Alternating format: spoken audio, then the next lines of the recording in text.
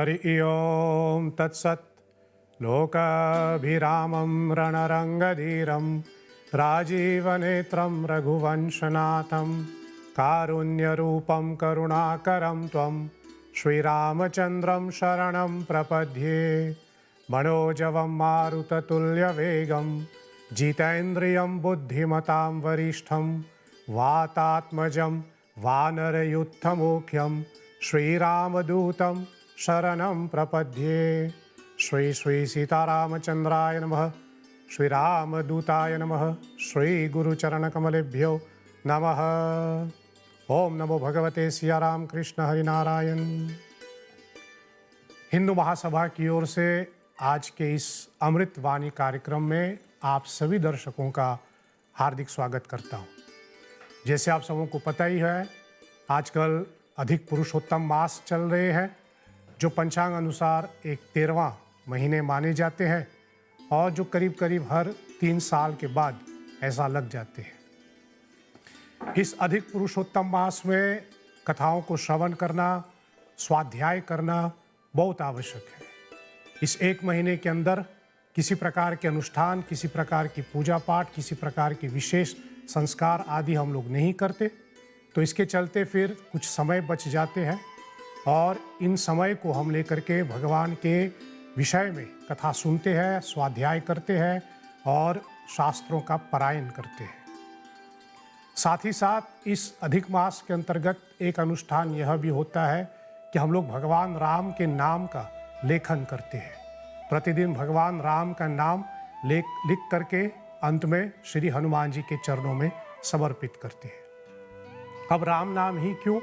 क्योंकि मान्यता यह है, शास्त्र माने जाते हैं कि भगवान के इस नाम में, जैसे कहे राम नाम में, इतने प्रभाव है कि हमारे इस कलयुग के लिए, हमारे साधना के लिए बहुत उपयोगी माने जाते हैं। यह नाम छोटा है, सहज है और हर कोई व्यक्ति इस नाम का जाप कर सकते हैं। इसलिए हमारे यहाँ एक कहावत यह भी होते हैं कि राम से बड़ा राम का नाम। यह राम नाम समस्त शास्त्रों का, भगवान के विविध नामों का, भगवान के विविध रूपों का एक सारभूत है। सब इसमें समाया जाता है। इसके साथ साथ यह भी हम लोग मानते हैं कि यह राम नाम स्वयं भगवान शंकर जपता है। एक प्रथा के अनुसार यह भी बताते हैं कि भगवान के इस नाम का उच्चारण जैसे कहे, भगवान के इस नाम का प्रादुर्भाव जैसे कहे, वह स्वयं भगवान शिव ने किया। मान्यता यह भी है कि भगवान राम के इस नाम में रा का अर्थ होता है राख और म का अर्थ होता है मशान। और हम सब जानते हैं कि भगवान शंकर को राख या फिर जिसको हम भस्म कहते हैं, और भगवान शंकर तो स्मशान में निवास करते हैं। इसलिए रा यानी राख का और म यानी मशान का, उसका लेकर के यह राम नाम बन जाते हैं। और यह राम नाम हम कलयुगी जीव के लिए बहुत ही एक सरल साधन है। शास्त्र के अनुसार सतयुग में ध्यान किया जाता था। ध्यान के मार्ग से हम परमात्मा का प्राप्ति कर सकते थे। फिर उसके बाद त्रेता युग आया। त्रेता युग के निमित्त यज्ञ अनुष्ठान किया जाता था। यज्ञ अनुष्ठान के माध्यम से हम परमात्मा की प्राप्ति करते थे। जो सबसे बड़ा उदाहरण हम दे सकते हैं, आप सभी को पता ही है, महाराज दशरथ ने स्वयं राम को पुत्र के रूप में पाने के लिए पुत्रेष्टि कामेष्टि यज्ञ करवाया और यज्ञ के माध्यम से परमात्मा की प्राप्ति होगी। फिर उसके बाद आया द्वापर युग में, और द्वापर युग में भगवान की मूर्ति सेवा की स्थापना करने का विधान दिया गया। मूर्ति की उपासना के माध्यम से हम भगवान की प्राप्ति कर सकते हैं। लेकिन जब कलयुग के हम बात करते हैं, हमारे वर्तमान समय के नियम के निमित्त हमारे से ध्यान नहीं हो पाता, क्योंकि सब साधनों के साथ उनका अपना अपना नियम जोड़ा गया है। ध्यान के लिए यह भी बताया गया है, शास्त्रों में वर्णन होता है कि बहुत से सिद्ध पुरुष, बहुत से महात्मा लोग जब ध्यान करते थे तो करीब करीब 100 साल के बाद तब परमात्मा का दर्शन होता है। और हमारे इस कलयुग में 100 साल तक जीवित रहे, यह हमारे लिए करीब करीब असंभव होते जा रहे हैं। इसलिए हमसे ध्यान नहीं हो पाता है। दूसरा त्रेता युग, जहाँ यज्ञ की विधि होते थे, कलयुग में हम विधि पूर्वक यज्ञ संपन्न करें, ऐसी भी हमारी कोई क्षमता नहीं है। और मूर्ति सेवा भी हम लोग उतने रूप से नहीं कर पाते, नियम अनुसार में हम लोग नहीं कर पाते। यद्यपि कलिकाल में कुछ लोग ध्यान भी लगा लेता है, यज्ञ भी होता है, हवन यज्ञ भी होता है, मूर्ति सेवा भी होता है, लेकिन यह एक संशोधन के रूप में होता है। इसलिए कलयुग के लिए सबसे विशेष और सबसे सहज होता है कि हम भगवान राम का नाम जप करें।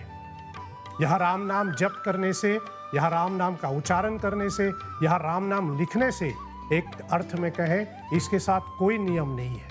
यदि नियम देना ही है तो मात्र यह एक नियम होगा कि हमें श्रद्धा के साथ करना है, विश्वास के साथ करना है और पूर्ण समर्पित होकर के तब यह राम का नाम उच्चारण हम कर सकते हैं। गोस्वामी बाबा तुलसीदास जी ने रामचरितमानस में वर्णन किया है कि कलयुग केवल नाम आधारा, इस कलयुग में केवल भगवान के नाम ही हमारा सहारा होता है। और यह भगवान राम का जो नाम हम जप करते हैं वो हम कभी भी कर सकते हैं, कहीं भी कर सकते हैं। दूसरे अर्थ में ये भी देख लें कि जब हम लोग राम नाम जप करते हैं, हम लोग राम नाम का उच्चारण करते हैं, माला लेकर के जप करते हैं, तो उसी में हमारा ध्यान भी हो जाता है, उसी में हमारा यज्ञ अनुष्ठान भी हो जाता है और उसी में उपासना मूर्ति का वो भी हो जाते हैं। राम नाम का जप करते समय भगवान के ऊपर हम अपना ध्यान केंद्रित करते हैं।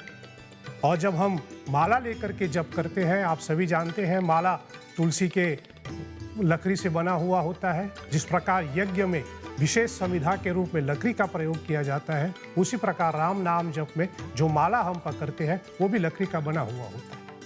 और मूर्ति स्थापना की जब हम बात करते हैं, मूर्ति सेवा की हम जब बात करते हैं, तो माला का भी अपना एक स्वरूप होता है। माला का भी हम एक रूप मूर्ति के रूप में उसको देखते हैं। ऊपर सुमेरु बना हुआ है, 108 उसमें मंदिया होते हैं, सो वो भी एक आकार में आ जाती है। तो इसलिए जब हम राम नाम जप करते हैं तो हमने ध्यान भी लगा लिया, यज्ञ भी कर लिया और मूर्ति की उपासना भी हो गया। इसलिए एक राम नाम के माध्यम से हम इन चारों का फल प्राप्त कर लेते हैं।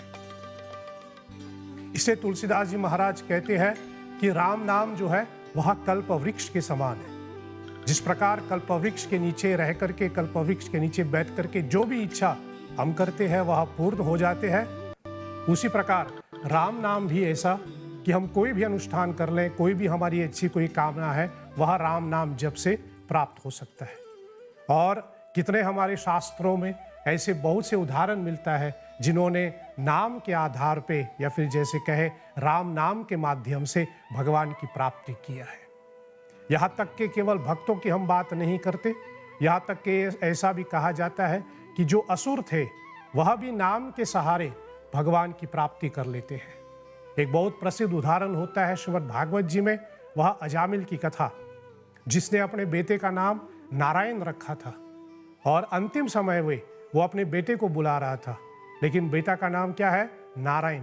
और नारायण नारायण कह करके उसने प्राण त्याग दिया, तो उसी से उनको वैकुंठ की प्राप्ति हो जाते हैं। सो ये नाम की महिमा है कि मनुष्य कितने भी साधन कर सकते हैं, परंतु सबसे सहज जो होता है वह राम नाम है। गोस्वामी बाबा तुलसीदास जी यह भी कहते हैं कि इस राम नाम के प्रभाव से तुलसी भये तुलसीदास, इसका दो अर्थ भी निकलता है।